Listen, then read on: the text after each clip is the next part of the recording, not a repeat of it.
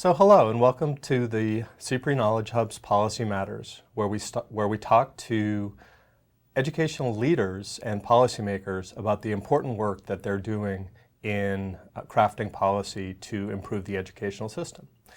My name is Jonathan Sopovitz, and I'm the co-director of the Consortium for Policy Research and Education. And I'm fortunate to have with me today Pedro Rivera, who is the Pennsylvania Secretary of Education. And in 2015, Governor Tom Wolf appointed you to be the Secretary of Education here in Pennsylvania. So welcome, thank you so much for joining us. Thank you so much for having me. The federal government passed the Every Student Succeeds Act, ESSA, which pushes a lot of authority down to states and it increases state autonomy and local autonomy to make decisions. What are the implications of that for Pennsylvania? So I think for us, it's providing a great opportunity to change the landscape as to how education looks here in the Commonwealth. Before the federal government approved and passed ESSA, the Every Student Succeeds Act, and formed it into legislation, we were already looking at pathways to really move away from single measures of performance, which we know here are the PSSA or standardized tests across the country, and wanted to look more holistically around how we measure success, how we measure our investment in education. So we started moving in that direction anyway, and the governor was very clear that he didn't believe in a single measure accountability system, so we started to really focus at meeting the needs of students.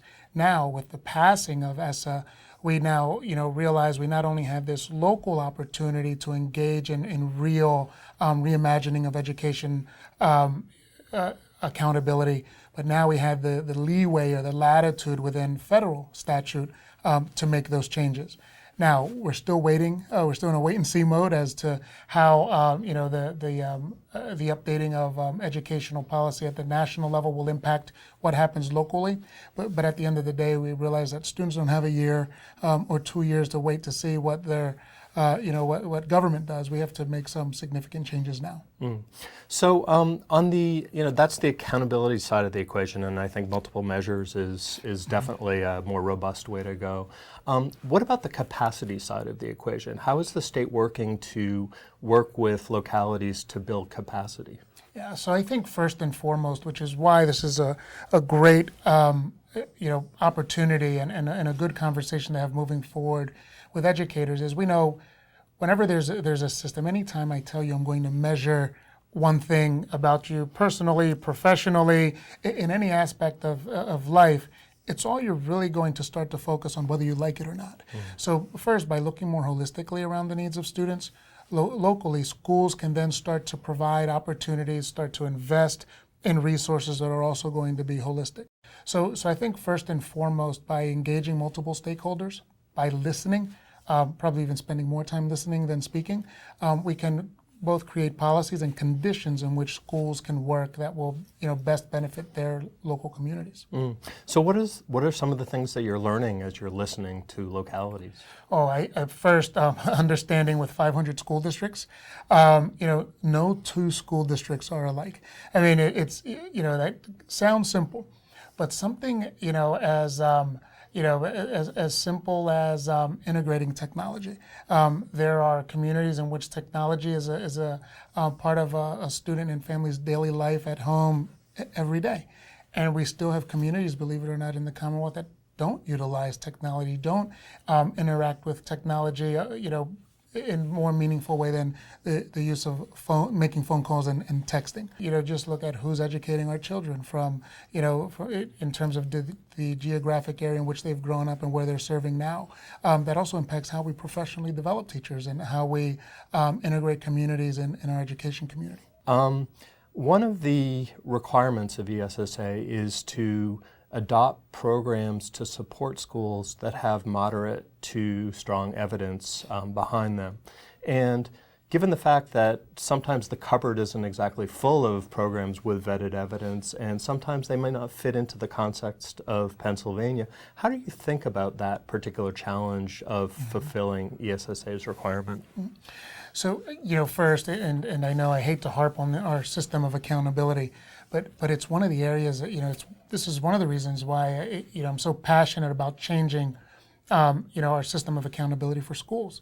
Because the truth of the matter is, when you only have one measure, to identify success, we truly have no idea what's happening, in our world of education as it relates to reading level attainment, math level attainment, improved attendance, access to high quality programs such as international baccalaureate programs, advanced placement, dual enrollment programs where students can take college courses while in high school. We don't measure high quality career and technical education programs. And so one of the reasons we want to change how our system of accountability is because we want to create multiple measures that not only identify where schools are struggling, but will allow us to really take a look at which schools are best practice areas or provide best practice for each one of those standards or expectations. And one of the things I've been noticing and having visited hundreds of schools now, there are pockets of success in even some of our struggling schools. So I look at a school that's 40 to 50% proficient, and I walk through the building and I see great examples of intervention for English language learners. I see great integrated special education courses. I see schools that have amazing backpack programs because they're 40% students who may not have access to a meal over the weekend. I see great community school examples. And so if we measure differently, we can start to better identify areas of success and best practice and use true practitioners to drive instructional change, but also support each other to meet low need to high need areas. So how are you thinking about fulfilling ESSA's identification requirement for comprehensive and targeted support?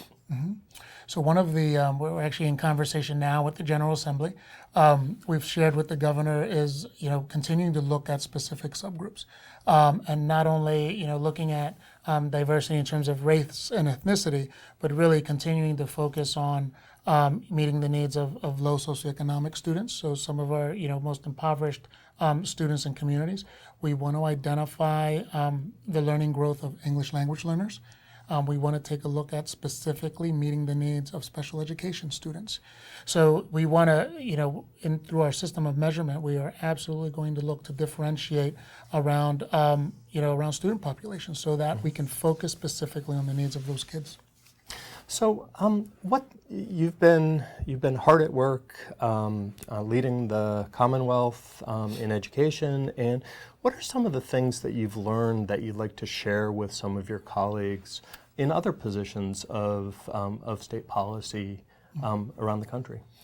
First, I think what I've learned quickly and have been reminded is that we don't do a greater job as we can with involving practitioners and stakeholders. And although we're trying to be as intentional as we can in education, there are some amazing people doing amazing work throughout the Commonwealth. What we've learned is that there are some amazing people out there who love to share what they're doing, love to celebrate successes, and if we just took a moment to first listen and learn from them before creating policy that ultimately is going to impact their quality of life, we can do such a better job of introducing policy that enriches the quality of life than creates burden, which sometimes happens.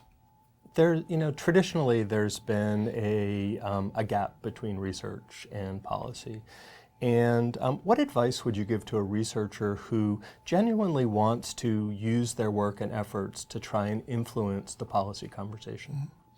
I think now with the advent of technology, many more practitioners who may not have considered partnering, with in the world of research or even advanced, higher education partnerships, I think they're ripe to do so. So I think right now, through utilization of technology, through access, of information, through the opportunity to really change this world of education. And I have actually been doing this through the department. We're encouraging many more collaborative relationships between practitioner and researchers. There was a time that it was difficult to get them both in the same room. The beauty of where we are today is they don't have to be in the same room. There are ways to utilize technology. There are ways to utilize experiential, geographic, writings, documentation, and local research to really coordinate and have a much more richer discussion. And I do think as a result of that, individuals, in our field, teachers, instructors that prided themselves on being solely a practitioner, they're starting to really, become much more interested in the research, and there's a hook. And I'm also having conversations now with researchers who have said, I used to just like to be the guy behind the scenes writing, or lady behind the scenes writing and telling you what to do. I'm now that through this use of technology, I can teach a course, or I can lead a professional development from 200 miles away. And so I think there's an opportunity through the use of technology to not only engage and share, but to utilize our experiences and our expertise to connect with a broader audience. And I'm starting to see much more of that. I think that's exactly what the purpose of our launching of the Super Knowledge Hub is, that we want to facilitate conversations amongst policymakers and researchers. So Pedro Rivera, thank you so much for joining us. It's my pleasure. Really Thank you. appreciate talking to you.